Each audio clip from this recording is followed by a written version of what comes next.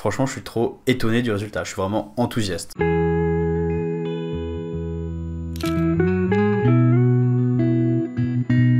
Faut-il avoir peur de l'intelligence artificielle? Ça fait longtemps que je voulais vous parler d'intelligence artificielle. C'est un peu la grosse news en ce moment dans le monde de la photo et de l'image en général. J'ai plusieurs vidéos de prévues sur la question, je sais pas exactement quand est-ce que ça sortira, mais déjà la première chose sur laquelle je voulais réfléchir, c'est est-ce que nous, en tant que photographes, on devrait avoir peur de l'intelligence artificielle? Je suis pas du tout expert en IA, ça c'est pas la question, mais je sais que j'aime mon métier et que j'ai pas envie de le voir disparaître. C'est assez logique jusque-là. Donc en fait, dans cette vidéo, l'idée ça va même pas être de parler des capacités des IA qui changent tout le temps, en plus ça évolue très vite, plus de se poser une question plus profonde et plus générale, qui est comment je réagis quand il y a une nouvelle technologie qui transforme radicalement mon métier ou même ma passion, parce que ça change pas grand chose si c'est un hobby ou si c'est un métier pour vous, la question est globalement la même. Mon métier à moi, mon métier de photographe est un métier résolument technologique. Pour faire mon métier, j'utilise un outil, un appareil photo, et cet outil, c'est un outil technologique dont la technologie évolue sans cesse. Ça évolue même de plus en plus vite. Les grandes révolutions de la photo, ça a été déjà l'invention en elle-même de la photo, qui a révolutionné la manière dont on créait des images à l'époque. On est passé de l'obligation de peindre à la possibilité de faire des images quasiment instantanées, bon, pas immédiatement, hein, mais au fur et à mesure que la technologie a avancé, on a pu faire des images quasiment instantanées. Ensuite, on a eu l'invention de la pellicule par Kodak, qui a vraiment révolutionné la photographie une nouvelle fois, parce qu'elle a fait entrer la photographie qui était réservée aux professionnels et aux techniciens dans le grand public. Chez monsieur et madame tout le monde, il pouvait maintenant y avoir un appareil photo et on pouvait faire des photos de famille. Ensuite, on a eu quoi comme grande révolution? On a eu la photo numérique. Forcément, l'arrivée de la photo numérique a bouleversé complètement le monde de la photo. Ça a changé à la fois la manière dont on fait des photos et encore une fois l'accessibilité. La photo n'a jamais été aussi accessible qu'avec le numérique. Ensuite, un petit peu dans le même temps, on a encore eu une couche supplémentaire de révolution avec l'arrivée des smartphones, à savoir que maintenant tout le monde, même les gens qui ne sont pas particulièrement photographes, ont un appareil photo en continu dans leur poche et un appareil photo qui est de plus en plus qualitatif.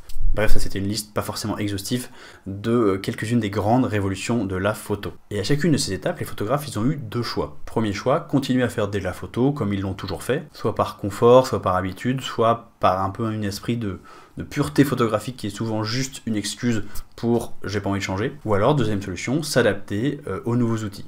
Accueillir la nouvelle technologie et l'intégrer à sa pratique de la photo. L'exemple qui me saute le plus aux yeux maintenant, c'est le passage de la photo argentique à la photo numérique a été un immense changement pour beaucoup de photographes professionnels qui ont dû radicalement changer leur manière de travailler, qui ont dû réapprendre plein de trucs, et c'était plus ou moins facile, parce que si ça fait 30 ans qu'on fait de la photo d'une manière, c'est pas facile du jour au lendemain de dire ok maintenant c'est plus comme ça qu'on va faire de la photo. Et si bien sûr certains photographes ont fait de la résistance le plus longtemps possible, maintenant plus aucun photographe professionnel ne travaille à l'argentique.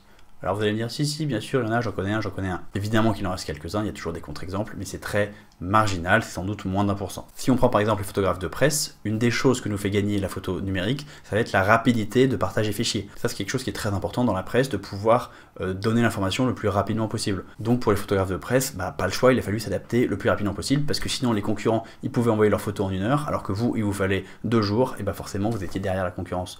Donc il a fallu s'adapter. Attention, je dis pas que l'argentique est mort, il y a plein de photographes qui l'utilisent encore, moi y compris. Il y a même des photographes qui utilisent des processus très anciens, le collodion par exemple, mais ces procédés sont de plus en plus confinés à des pratiques artistiques et pas professionnelles et encore moins journalistiques. Bref, pas besoin de développer pendant des heures, vous avez compris l'idée, quand il y a une nouvelle technologie qui arrive, ou on la refuse, on s'y oppose, ou on s'adapte et on l'adopte. Et moi je crois dur comme fer à l'adaptation. Je crois pas trop à l'idée de s'accrocher bec et ongle à un truc qui n'existe pas, et quand une technologie disparaît, c'est souvent qu'on a trouvé une technologie plus efficace, plus pratique, moins chère, bref, qu'il y a une bonne raison qui fait que cette nouvelle technologie est apparue. Donc j'ai tendance la plupart du temps à prendre le parti de m'adapter, de me demander ok, comment cette technologie peut m'aider dans mon travail photo. Ok, donc comment l'intelligence artificielle peut m'aider dans mon travail photo. En fait, moi mon travail je l'adore, j'adore faire des photos, j'aime beaucoup mon métier, donc j'ai réfléchi c'est quoi les parties de mon métier que j'aime pas et que je voudrais bien voir diminuer, voire remplacer complètement par l'intelligence artificielle. Pour moi il y a 2 choses, voire 3 choses que j'aime pas trop dans mon métier, que je voudrais bien remplacer. Il y a la prospection client. Bon, pour l'instant, l'intelligence artificielle n'a pas l'air d'aller sur ce terrain-là, mais on ne sait pas, un jour peut-être. Il y a la paperasse, la compta, tout ça. Même chose, j'ai pas encore d'intelligence artificielle qui me fait ma paperasse pour moi, mais sait-on jamais. Et il y a la retouche que j'aime pas trop. La retouche me dérange pas, hein. C'est juste que quand je fais des mariages, je dois faire des grandes quantités de retouches, et quand tu retouches 2-3 000 photos par mois, et à un moment ça commence à te saouler, quoi. Et du coup je me posais la question, ok, est-ce que l'intelligence artificielle peut m'aider sur la retouche? Et la réponse bien évidemment est oui. Du coup j'ai un peu fouillé sur internet et j'ai trouvé plusieurs services dont Imagen, qui est un service de retouche par intelligence artificielle. En gros, l'idée, c'est que l'IA est capable d'apprendre votre style de retouche pour l'appliquer à des photos. Donc en gros, c'est ça que j'aime bien, c'est que c'est pas de dire tiens, intelligence artificielle retouche mes photos tout seul, c'est vraiment retouche mes photos en leur appliquant le style que moi j'ai mis des années à produire.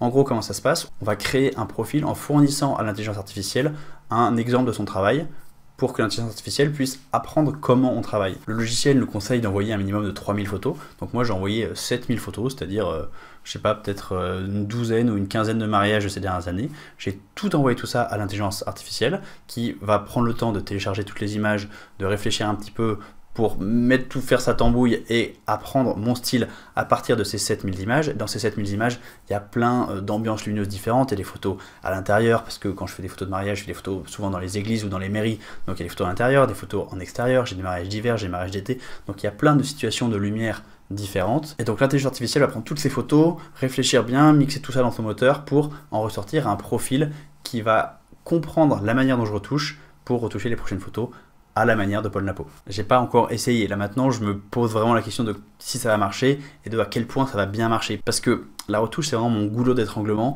c'est le truc que j'aime le moins faire et c'est le truc qui me prend le plus de temps, notamment pendant ma saison des mariages.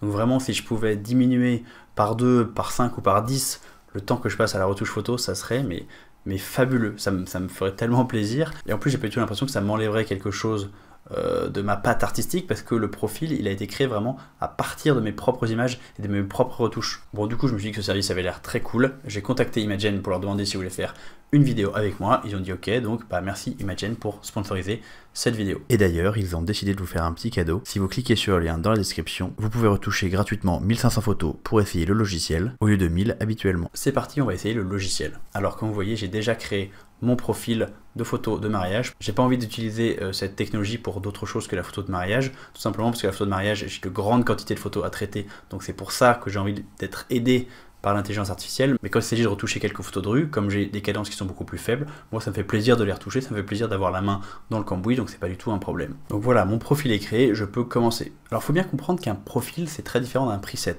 Un preset, ça va enregistrer les réglages que vous avez fait sur une photo sur Lightroom à un instant T, mais du coup, si vous appliquez ce réglage à une photo qui est très différente, par exemple dont l'ambiance lumineuse est différente, ça va pas marcher. Si vous avez un preset que vous avez fait sur une photo prise à l'extérieur en plein été et que vous essayez de l'appliquer à une photo prise à l'intérieur, ou si vous essayez de l'appliquer à une photo prise au flash ou à une photo prise à contre-jour, bref avec des situations qui changent, vous n'allez pas du tout avoir des bons résultats. Alors que là vraiment le profil il est intelligent et donc il va s'adapter, il va être capable d'analyser chaque image, de dire cette image c'est une photo prise à l'intérieur, du coup je vais plutôt mettre les réglages comme ça, alors cette photo là c'est les photos prises à l'extérieur, du coup je vais plutôt mettre ces réglages là. C'est ça qui est beaucoup plus intéressant par rapport à des simples presets. Et enfin, dernière chose à noter, il y a aussi des profils préenregistrés si vous n'avez pas envie d'utiliser votre propre travail et que vous voulez utiliser des profils on va dire qui existent déjà.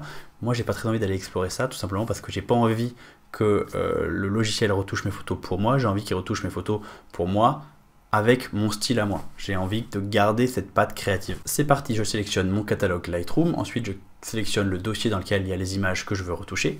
Personnellement, j'ai choisi de retoucher ce mariage que j'ai fait il y a quelques jours en Irlande. Et une fois que j'ai sélectionné les photos, c'est parti. Là, ça va prendre un petit peu de temps parce qu'en gros, le logiciel va devoir télécharger toutes les images pour pouvoir les mettre dans son moteur d'intelligence artificielle. Donc ça prend un peu de temps, mais il suffit d'aller faire autre chose pendant ce temps-là. Donc c'est pas du temps perdu pour vous. Et on revient un petit peu plus tard et voilà, c'est magique. Toutes nos photos dans Lightroom sont retouchées. Et c'est ça qui est aussi intéressant, c'est que c'est pas un JPEG retouché qui est livré, c'est vraiment des retouches qui s'intègrent à Lightroom. C'est-à-dire qu'on a toujours la photo originale, le RAW, mais que sur chaque photo, on a déjà des réglages qui sont préinstallés. C'est-à-dire qu'on peut repasser sur chaque photo pour faire des micro-ajustements sans que ça soit destructif. Je vais pas vous mentir, j'étais un peu sceptique, et bah le résultat il est absolument incroyable. Toutes les photos sont retouchées et j'ai vraiment l'impression de voir mon travail. J'ai l'impression que c'est moi qui les ai retouchés. C'est ma patte, mon style. C'est vraiment... Alors les noirs et blancs, c'est moi qui les ai rajoutés après coup, mais il y a un truc dans les retouches couleurs qui correspond exactement au style de retouche couleur vers lequel j'aurais tendu dans cette situation de lumière là, parce que là on est dans une situation en Irlande, le ciel il est bouché comme toujours en Irlande, donc je vais essayer de pousser un petit peu plus la chaleur pour essayer de remettre un petit peu de peps et de joie dans les couleurs. Bref, c'est vraiment bluffant le résultat. Là, je viens de passer un peu de temps à repasser sur toutes les images pour vérifier que toutes les images étaient correctes. Alors, c'est pas du 100%. De temps en temps, il y a des petites erreurs de balance des blancs. Tu sens que la balance des blancs elle est un poil plus froide et tu sais pas exactement pourquoi. Donc, on peut pas se permettre de dire je laisse faire Imagen AI et après j'envoie directement au client. Non, bien sûr, il faut repasser derrière. Mais là, pour repasser sur 600 photos, j'ai mis une grosse heure, 1h30 peut-être en étant pas très efficace, en écoutant des podcasts. Donc, allez, noir et blanc, c'est pas Imagen, c'est moi. Mais là encore, les couleurs, c'est la retouche Imagen et je suis vraiment hyper impressionné. Je trouve ça vraiment chouette. Et surtout, bah, c'est sûr, je vais m'abonner, quoi. Parce que je vais l'utiliser cet été pour mes mariages. Ça va me faire gagner tellement de temps, ça va être ouf. Sérieux, ça va changer ma vie. Ce qui m'impressionne le plus, c'est que je reconnais mon style. Il y a vraiment ma patte que je développe sur Lightroom depuis des années. Ça fait quoi? Ça fait 7 ans que je suis photographe de mariage et je la retrouve là sur ces photos. Et ça, c'est assez incroyable. Avant d'envoyer au client, je vais retoucher quelques photos en noir et blanc. Alors là, j'ai la possibilité ou de faire un nouveau profil sur Imagen en noir et blanc et de faire une autre retouche en noir et blanc. Ou alors, ce que je vais faire moi, c'est que je vais choisir quelques photos pour les retoucher à la main parce qu'il n'y en a pas beaucoup et qu'en plus, j'aime bien retoucher en noir et blanc. Ça me fait plaisir. Mais gardez en tête que c'est une possibilité d'avoir plusieurs profils sur Imagen, bien évidemment. Conclusion, les retouches sont vraiment fidèles à ce que j'aurais fait si j'avais fait les retouches moi-même. Et j'ai gagné énormément de temps. Pas trop bien, quoi. Je sais pas quoi dire, c'est trop cool. Je vais continuer à faire un petit peu des essais, puis on va voir comment ça évolue. Mais il y a de grandes chances que j'intègre cet outil à mon workflow de photographe de mariage. Pas forcément sur toutes les photos, mais en tout cas sur une partie. Maintenant, il me reste 2 questions. Première question, est-ce que ça diminue ma valeur et mon expertise en tant que photographe ? J'ai pas l'impression, justement parce que le profil il a été entraîné à partir de mes propres photos. C'est-à-dire que c'est pas le logiciel qui travaille à ma place, c'est moi qui ai transmis une partie de mon expertise au logiciel. Donc j'ai l'impression que cette retouche c'est toujours ma retouche. J'ai juste un outil qui m'a aidé à accélérer et à gagner du temps, quoi. Mais bon, je comprends qu'on puisse voir les choses différemment et qu'on se dise bon attends, s'il fait plus rien le photographe, c'est quoi sa valeur ajoutée? C'est un débat pour une autre vidéo. Deuxième question, répondre à la question d'origine en fait, est-ce qu'il faut avoir peur de l'intelligence artificielle? Pour être honnête, moi j'en ai un peu peur pour plusieurs raisons. Parce que je me demande tout simplement qu'est-ce que va devenir mon métier. Mon métier dans 10 ans, je sais déjà qu'il n'aura aucun rapport avec mon métier maintenant. Mais je ne sais pas encore dans quelle direction ça va aller, donc ça forcément, ça fait un peu peur. Et à la fois, je préfère embrasser les changements et me dire, ok, je vais utiliser les outils qui sont à ma disposition, les outils qui nous sont amenés par l'intelligence artificielle pour travailler mieux, travailler plus vite, peut-être gagner plus d'argent, faire plus de mariages. Bref, ça va pouvoir faire évoluer mon métier d'une manière ou d'une autre. Mais en tout cas, je préfère voir le positif. Puis si ça doit avoir des conséquences négatives, de toute façon je peux rien faire pour les arrêter, donc on verra bien dans le futur. Une autre raison pour laquelle j'ai pas peur de l'intelligence artificielle, en tout cas pour le moment, c'est que tout ce qu'on voit comme outils d'intelligence artificielle qui arrivent sur le marché, ce sont des outils d'intelligence artificielle qui attaquent des tâches qui sont rébarbatives, répétitives, comme par exemple la retouche. J'ai entendu parler d'outils qui attaquaient aussi le tri. Mais en fait, c'est quoi qui fait la valeur ajoutée d'un photographe de mariage? C'est les photos qu'il prend. C'est pas juste comment elles sont retouchées. Et qu'est-ce qui fait qu'un photo de mariage prend des bonnes photos? Il y a tout un tas de critères, mais il y a son œil, et il y a aussi, et avant tout, pour moi, l'art de se placer au bon endroit, au bon moment. Et ça passe par plein de trucs. Ça passe par déjà l'anticipation, la préparation, l'expérience et l'art de se mettre effectivement au bon endroit, de capter la scène et tout ça. Mais ça passe aussi par la préparation en amont avec les mariés, toute l'éducation à l'image qu'on peut faire avec les mariés. Ça passe par la relation qu'on va réussir à établir avec les mariés au fur et à mesure de la journée. Donc voilà, ce qui fait une bonne photo, c'est bien plus qu'une bonne retouche. Et avant qu'on ait des robots photographes de mariage qui vont savoir exactement où se placer pour avoir la meilleure vue sur l'action, je pense qu'on a un petit peu de temps devant nous. Donc c'est ça qui me rassure, c'est que pour l'instant, l'intelligence artificielle, elle attaque pas mon corps de métier. Elle attaque une partie de mon métier qui n'est pas la partie du métier qui fait ma valeur en tant que professionnel, en tant que prestataire. C'est comme pendant la révolution industrielle, les premières tâches qui ont été remplacées par des machines, c'était les tâches répétitives, les tâches qui n'étaient que très peu qualifiées. Et la main-d'œuvre qualifiée, elle a continué à avoir du travail sans problème.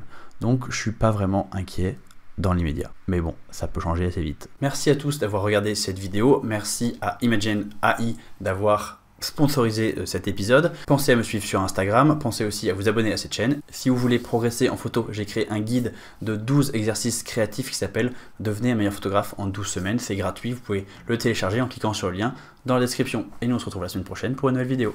Salut!